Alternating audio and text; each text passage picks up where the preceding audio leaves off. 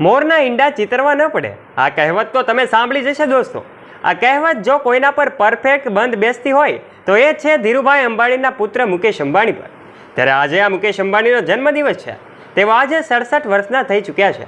આપણે જાણીશું કે મુકેશ અંબાણીને આખરે એમની પત્ની નીતા અંબાણી પાસેથી શું ગિફ્ટ મળી છે। સાથે એ પણ જણાવીશું કે મુકેશ અંબાણીએ આખરે એમના બિઝનેસ રિલાયન્સ ઇન્ડસ્ટ્રીને દેશ અને દુનિયામાં કેવી રીતે ફેલાવ્યો। આ તમામ રહસ્ય જાણવા માટે નીચે રહેલું બેલ આઇકન દબાવીને અમારી ચેનલને અવશ્ય સબસ્ક્રાઇબ કરી લેજો, વિડીયોને એક લાઇક કરી દેજો। ચાલો શરૂઆત કરીએ આજનો આ રસપ્રદ વિડીયો।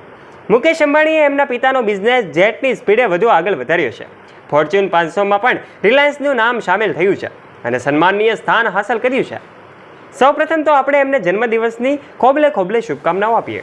મુકેશ અંબાણીનો જન્મ 19 એપ્રિલ 1957ના રોજ ગુજરાતી પરિવાર એવા સૌરાષ્ટ્રના ચોરવાડ ગામમાં ધીરુભાઈ અંબાણી અને કોકિલાબેન અંબાણીના ઘરે થયો હતો।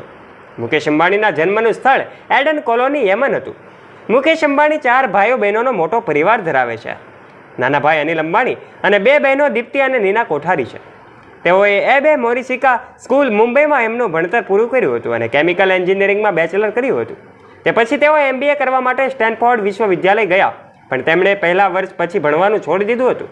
1981માં તેઓએ રિલાયન્સ સાથે જોઈનિંગ કર્યું હતું અને હાલ મુકેશ અંબાણી રિલાયન્સ ગ્રુપના ચેરમેન અને MD છે। તેઓ સફળ બિઝનેસમેન બની રહ્યા, એમ જ બેંક ઓફ અમેરિકા કોર્પોરેશનના પણ ડાયરેક્ટર છે। ત્યારે મુકેશ અંબાણીના પત્ની નીતા અંબાણી અને એમને 3 બાળકો આકાશ, અનંત અને ઈશા અંબાણી છે। ધીરુભાઈ અંબાણીએ શૂન્યમાંથી સર્જન કર્યું તો મુકેશભાઈએ તે સર્જનને વિરાટ સ્વરૂપ આપ્યું છે દોસ્તો। અંબાણી પરિવારનું નામ સાંભળતા કે વાંચતાની સાથે જ એમના વિશે જાણકારી મેળવવાની સૌ કોઈને ઈચ્છા થાય। સૌ કોઈ એમની જાણકારી મેળવવા માટે આતુર હોય છે। આજે આપણે જાણીશું મુકેશ અંબાણીના જન્મદિવસ નિમિત્તે એમને એમની પત્ની નીતા અંબાણીએ શું ભેટ આપી છે। વિશ્વમાં જેમના નામનો ડંકો વાગે છે એવા મુકેશભાઈ અંબાણીને એના પત્ની નીતા અંબાણી પાસેથી 242 કરોડ રૂપિયાનું પ્લેન ભેટમાં મળ્યું છે। જી હા દોસ્તો, 242 કરોડનું એક વિમાન એમને ભેટમાં મળ્યું છે। હવે વિચાર કરો કે જે સ્ત્રી 3 લાખની ચા પીને એમની દિવસની શરૂઆત કરે, એનું ગિફ્ટ પ્રાઇવેટ પ્લેન કેવું હશે। ચાલો આજે અમે આપને આ પ્લેન વિશે માહિતગાર કરીએ અને આ પ્લેનની આપણે એક વર્ચ્યુઅલ મુલાકાત લઈએ। આ પ્લેનનો અંદરનો નજારો જોશો તો 5 સ્ટાર હોટલને પણ ભૂલી જશો। ખરેખર નીતા અંબાણી જેવું વૈભવશાળી જીવન એવું જીવે છે, એવું જીવન તો મુકેશભાઈ નહીં જીવતા હોય।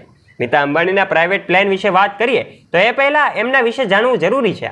નીતા અંબાણી એક ક્લાસિકલ ડાન્સર છે દોસ્તો, અને સાથોસાથ એઓ બિઝનેસ વુમેનની સાથે સમાજ સેવિકા પણ છે। અંબાણી પરિવારમાં નીતા અંબાણીનો પોતાનો અલગ જ અંદાજ હોય છે। ખાસ કરીને એમની લક્ઝરિયસ લાઇફસ્ટાઇલના લીધે વધુ તેઓ લાઇમલાઇટમાં રહે છે।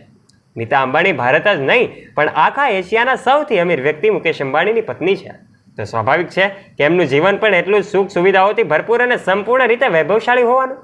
ખાસ કરીને તો નીતા અંબાણીનો પહેરવેશ જ એટલો કિંમતી હોય છે કે એક પરિવારનું આખું જીવન પસાર થઈ જાય। ખાસ વાત એ છે કે નીતા અંબાણીએ આ 67માં જન્મદિવસે મુકેશ અંબાણીને ગિફ્ટ આપ્યું હતું આ એક સરસ મજાનું પ્લેન। મુકેશ અંબાણીને નીતાએ custom fitted Airbus 319 luxury private jet ગિફ્ટમાં આપ્યું હતું। ઉલ્લેખનીય વાત તો એ છે કે તેની કિંમત 230 કરોડ રૂપિયા છે। આ કોઈ નાની કિંમત નથી દોસ્તો। આ જેટ આલિશાન મહેલ જેવું છે અને અંદરની સુવિધાઓ જોઈને પાગલ થઈ જશો કે આવું પણ હોઈ શકે દોસ્તો। બ્લોગ સાથે આપેલ તસવીરો જોઈને ખ્યાલ આવી જશે કે આ જેટમાં કયા પ્રકારની સુવિધાઓ છે અને જેટ એકદમ 5 સ્ટાર હોટલ જેવી છે। આ જેટમાં એક meeting room, dining hall, bedroom અને થિયેટર જેવી અનેક સુવિધાઓ છે જે આપણને હોટલમાં પણ મળી શકે છે। મનોરંજન માટે એમાં એક ફ્લાઇટ સ્કાય પણ હાજર છે। આ જેટમાં તમામ સુવિધાઓનું ધ્યાન રાખવામાં આવ્યું છે જેથી મુકેશ અંબાણીને કોઈ પણ જાતની તકલીફ ન પડે। તો દોસ્તો, આ હતું મુકેશ અંબાણીને નીતા અંબાણી પાસેથી મળેલું પ્રાઇવેટ જેટ વિશેની માહિતી આપને કેવી લાગી? આપનો મત પણ કોમેન્ટ બોક્સમાં કોમેન્ટ કરીને અમને જરૂરથી જણાવજો અને આવા જ રોચક અને રસપ્રદ વિડીયોઝ નિહાળવા માટે અત્યારે જ અમારી ચેનલ ધ ડીએ મોટિવેશનને નીચે રહેલું બેલ આઇકન દબાવીને અવશ્ય સબસ્ક્રાઇબ કરી લેજો, જેનાથી આવા જ રોચક અને રસપ્રદ વિડીયોઝની નોટિફિકેશન્સ મળતી રહે આપને સૌથી પહેલા। ફરી મળીશું એક નવા વિડીયો સાથે। ત્યાં સુધી આપ સૌ દોસ્તોને જય હિન્દ, જય ભારત।